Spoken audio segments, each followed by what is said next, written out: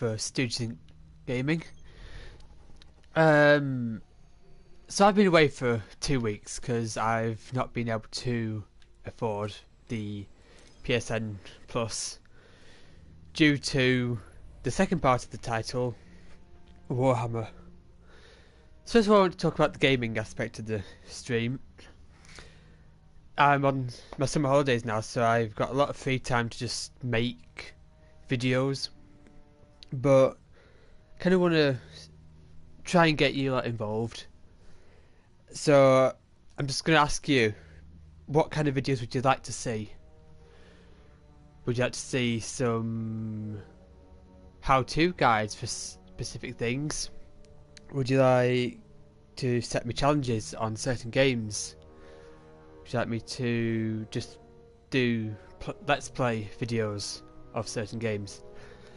Let me know what you'd like me to do, and I'll get around to doing hopefully most of them, if not all. So the second part of the video is titled Warhammer. I had originally made a video that was going to be uploaded, I think 2 weeks ago now, about Warhammer 8th edition.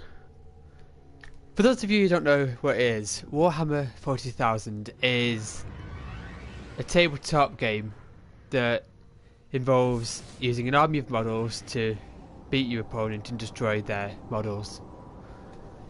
Sounds kind of weird, right? But when you actually go into it, it does actually get really interesting. So to make your army, you go to the Games Workshop website, or you go to one of the stores and you choose which army you want to play. You can go for the mighty Astra Militarum, the 40k version of the army, really. You could go for the genetically enhanced superhuman warriors known as the Space Marines. You could go for their evil cousins, the Chaos Space Marines, who worship the dark gods of chaos. Or you can go for one of the many factions of aliens there are. Tau, Tyranids, Eldar, Dark Eldar, to name just a few. Oh, there is also my favourite, Orcs. Iron Banner, Mayhem Clash. So are they? Bravo team. What the thing I love the most about Warhammer 40,000 isn't the actual game. It's not collecting the figures and painting them and playing. For me, my favourite thing is the amount of lore that there is behind it. There is an insane amount of backstory to pretty much everything in the 40k universe, and I just love learning about why something's happened or how it's happened. One thing I love about the lore is that that can help shape your armies. So you can basically choose your army based on a specific battle that's happened, such as the Fall of Cadia or the War for Armageddon, and shape you and theme your army around the contestants in that battle or war. Something else I love about the lore is the fact that there is so much room to create your own backstories, your own army factions. Gained the lead. Heavy Because ammo on the way. it literally says that there's an infinite amount of Space Marine chapters. There's a lot of different factions for the different Xenos, different reasons why a certain faction might want to do something. Available. You can really make whatever army you choose your own. What a dickhead, not waiting for me to pick up the heavy. And using that, you can choose your paint scheme either from one of the preset ones, such as the Ultramarines, Imperial Fists. You could go Eldar Craft World, Biotan. Ow, ow, ow, ow, ow, ow, ow, ow. 5 minutes remaining. Go Tyranid Hive Fleet Leviathan. many different ones like that. So, Warhammer 4000 has undergone a massive change. 7th edition came and it was chock full of a lot of unnecessary rules, I'd say. A lot of it, there was a lot of stuff to remember, and not all of it made the game enjoyable and fun. So with 8th edition, what they've done is they've just got rid of all the unnecessary extra rules. And they've simplified the game a lot to make it a lot more streamlined, a lot more quick paced, a lot more fun. And I think they've done a pretty good job of it, and I'm just going to spend a few minutes talking about the changes and why I think of them. So, the main thing I don't like that they've done is the changes to template weapons. So before you could have like rocket launchers and big tanks with massive guns that created big explosions, and the size of the explosion was represented by a specific template, and you placed that and scattered it, and wherever it landed over, those models would take hits. Kind of simulates an actual explosion, the size and the scatterness. Oops, didn't mean to press that. They've got rid of that now, and I'm upset. Ow! I'm upset about that because one of my favourite things to do in my games is pull out the big blast template, which is about 5 inches in diameter. Ow! Placing it over a squad, getting a direct hit, and rolling to wound, watching my opponent fail their arm saves, and the squad gets wiped out, and that was amazing. Now, Heavy ammo on the way. Now that they've got rid of templates, to generate the hits, you have to roll a dice, and that's how many hits you get. I don't like that system. Especially with my favourite tank, the Vindicator for the Space Marines. It went from an awesome beast of a tank, destroying entire units sometimes. Oh, I hate that. To causing maybe 1 or 2 wounds a shot.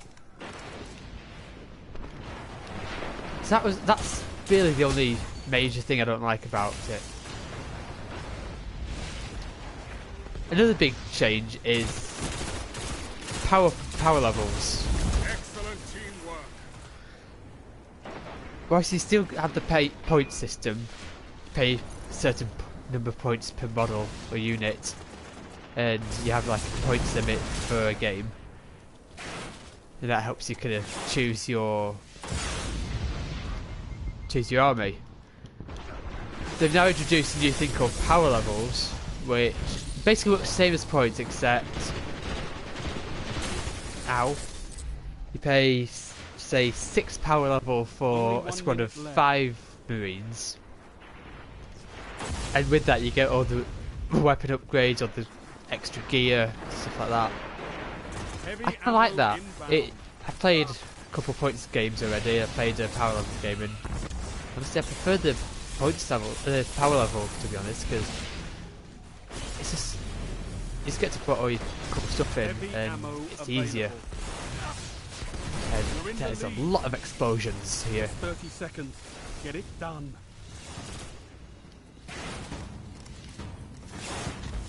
But yeah, so I like what they're doing with the power levels. It's a really good idea, and I enjoy playing that. Another Just 10 seconds to go. main change I've done is with characters.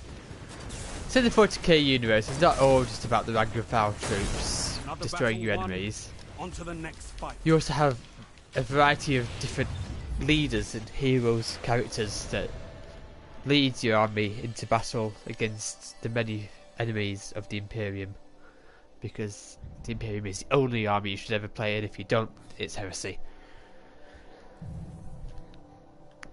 Rather than being put in rather than having the ability to be put into a squad to kind of shove people in the way to stop them from getting killed, they now can't join squads, so they have to run around on their own. But if they're not the closest model to the enemy unit, they can't be shot at, which I think is fair enough, because in a massive battle there's a lot of people running around and it's kind of hard to pick out a specific person in that fight to shoot at.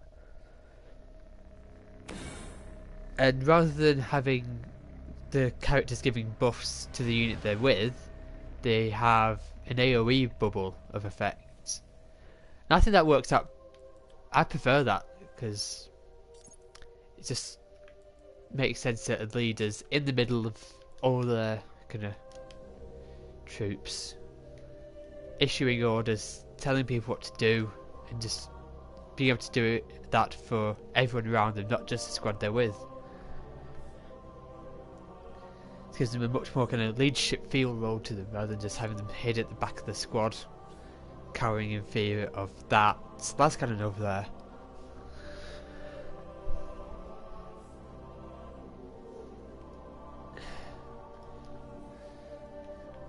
Other things they've changed are the psychic phase. This is where you get to cast all your magical powers, harness what's known as the warp, to destroy your enemies or to give protection to your own enemy, to your own team, your own allies. That's it. That's the word I'm looking for. So I haven't planned out any of this, to be honest. I've just gone straight in.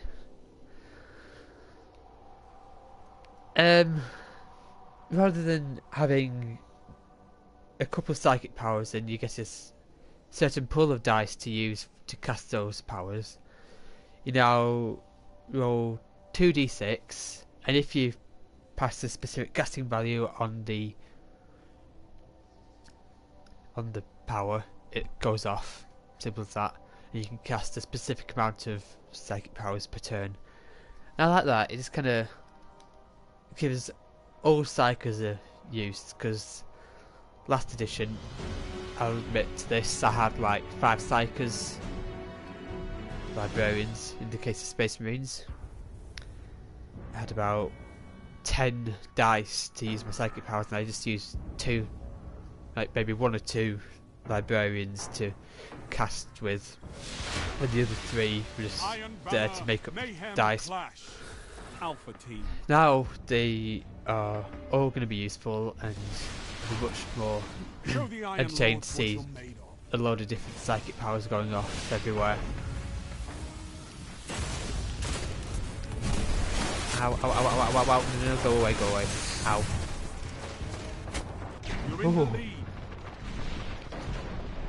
Oh yeah, that's what reminded me about another one. Armour saves. So if you're getting shot at by a gun, you're not just gonna and if you're wearing armour, you've got a good chance that it's gonna protect you. So if you get wounded, you get a special roll to see if your armour is tough enough to survive the damage. However, some weapons, such as the rocket launcher, the las cannons, they're so powerful that they can actually punch through thick armour. And so last edition, if you got shot by a las cannon, you didn't get an armour save.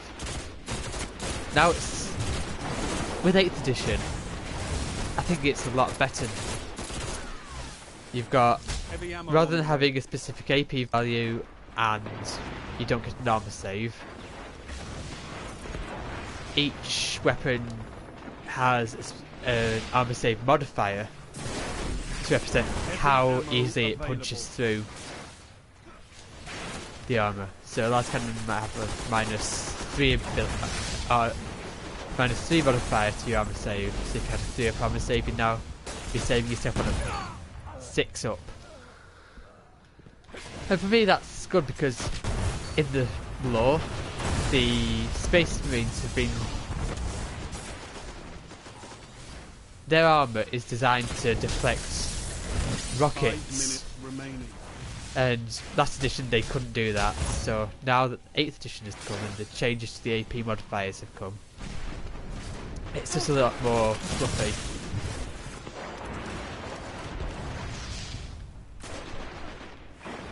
Also Terminator armour, massive, basically turning Space Marine into walking tanks, can survive a hell of a lot more, which they should do. They should be able to survive a hell of a lot more. In last edition, it didn't really feel like that. No. It just felt that if they got looked at by specific heavy weaponry, they'd die, which they did. And in stories, that's not how they go.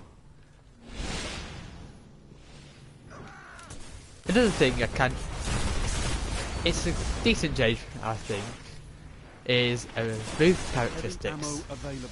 Last edition, each unit type had a specific move characteristic. So all foot infantry moved 6 inches, all bikes moved 12, etc. Which meant you had superhuman, genetically enhanced soldiers moving at the same speed as a pathetic little orc midget, an orc basically slave things, which are the size of a normal person's knee, I think. And that didn't really make much sense to me. Imagine a superhuman being able to move faster. Now that each individual unit has its own move characteristics, I think it just makes it slightly more realistic. Shit. Go away! Thank you.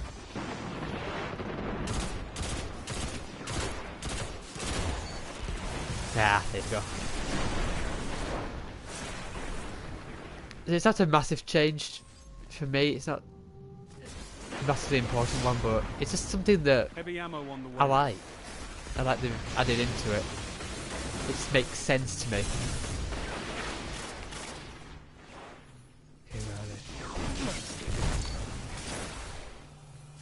they? Heavy ammo available. A lot of you might be watching this thinking, what is Warhammer? I've already explained it. It's a tabletop strategy battle game.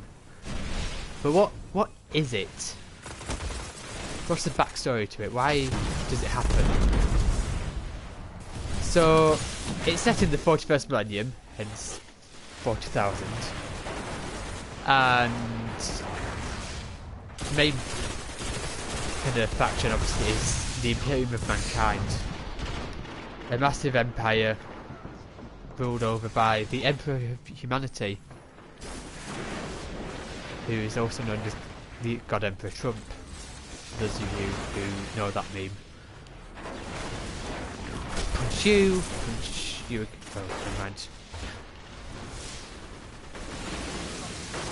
Basically, humanity has stretched out across the stars, creating their own empire. And then something bad happened to humanity, which meant that basically all contact was lost with the outside world, with Earth itself. Only 1 minute left. And there was massive civil unrest on Earth, and it looked like humanity was doomed. Just like me there. But then when humanity seemed to be about to go extinct, Well done. a mysterious figure known as the Emperor came up, and he used genetic modification to create 20 genetically enhanced super soldiers that became known as the Primarchs. Not the high street retail store, it's Primarch. It is short for something. I'm not exactly sure what it is. Unfortunately, while I was creating the Primarchs, the Chaos Gods decided they didn't want this to happen, and so they decided to scatter the Primarchs across the galaxy. On each of these worlds that the Primarchs landed on, they soon quickly rose to power and took charge of the planet. And each kind of planet they've landed on, each people they became a part of, shaped their characteristics, their personality. Shortly after that, the Emperor decided to use the gene code that he used to create the Primarchs, and with them create 20 legions of Space Marines. Slightly less powerful than a Primarch, but still stupidly powerful compared to a normal human. Once they were created, he launched a massive crusade to retake the stars and unite humanity's lost colonies. Over the course of this great crusade, as it became known as, he discovered his lost Primarch sons and gave them charge of legions. The legions that were used to create by their... He gave the Primarchs the legions that were created using their gene code. And everything went fine for a while, but then one of the Primarchs, Lorgar, basically made the Emperor hate him. So the Emperor personally humiliated him in front of one of his brothers, Ubute Gilliman. This caused him to turn away from the Emperor and go and seek a new god. And that is how he discovered the existence of the Chaos Gods, Nurgle, Tzeentch, Khorne, and... what's the other one? Slaanesh. That's it, Slaanesh. They turned him against the Emperor and basically told him their plans to overthrow the Emperor and to destroy humanity. And Lorgar agreed to help them. And he then turned his brother Horus, who was the Emperor's most trusted son, against the Emperor. He tricked him into thinking that the Emperor no longer cared for him. After that, Horus started recruiting more legions, and exactly half of the 18 legions, because 2 mysteriously disappeared without any trace or record. So 9 Primarchs decided to turn traitor and bring their legions with them. And the war between the loyalists and the what became known as the heretics was known as the Horus Heresy. That lasted many years, eventually ending at the Siege of Terra, Earth, when the forces of the War Master Horus assaulted the Emperor's palace.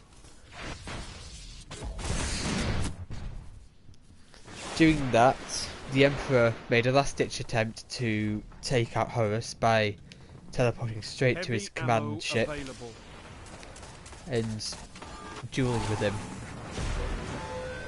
Whilst the Emperor was struck a massive blow that left him pretty much dead, he did manage to summon one last strength to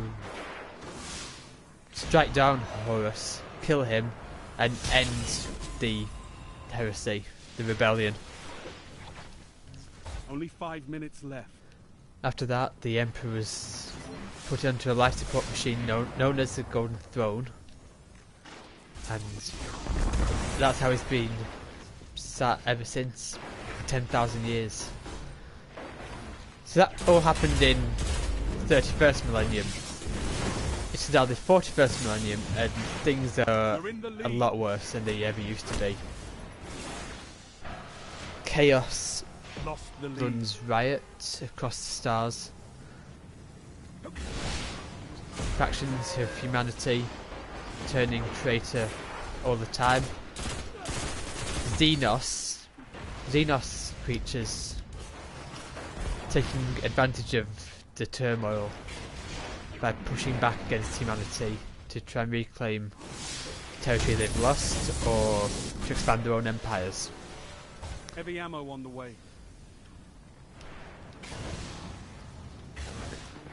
I don't know. Ouch.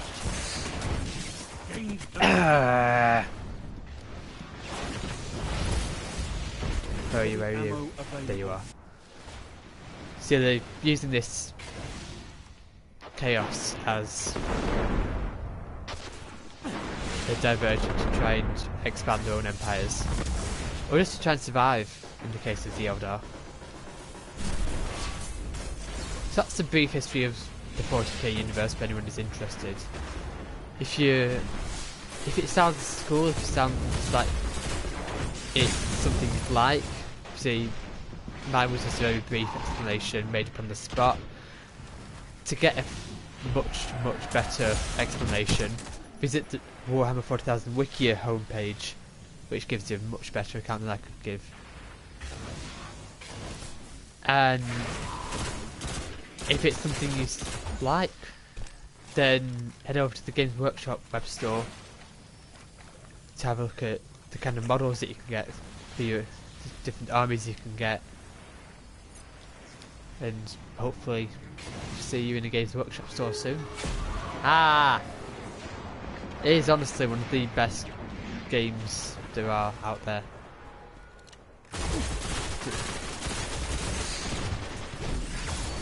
Okay, that was awfully done. Ow, ow, ow, ow, ow. That could have... Yeah. Heavy ammo inbound. So, I've been collecting it for about 5 years now, and I have a massive army of Space Marines. Heavy ammo available. And if you're watching and you know what this is, and you're thinking, another Space Marine player. Space Marines are by far the best faction for customization, in my opinion. There's a lot more, I found a lot more detailed background on the Space Marines than I have of any other faction. Therefore it's easy to create like a fluffy army, to take armies from stories and use them in battles to represent the wars that have happened over the millennia. Or it also allows me to create my own chapter very easily, which I have done. And if anyone's interested, I may do a video on that in the future. So yeah, that's a quick discussion about Warhammer, and I hope you've enjoyed listening to this and enjoyed watching me fail at Destiny. Triple down. Yes. Victory imminent. That was... I enjoyed that. Ow, ow, ow. Heavy ammo on the way. So yeah, I hope you enjoyed this broadcast, and... Ow. Again, I've got loads of time on my hands now, so if you've got any ideas of videos you want me to do, walkthroughs, let's plays, challenges, let me know. Just comment on this, and I'll probably be able to do most, if not all of them, depending on the games you suggest. Thank you very much for watching. Goodbye.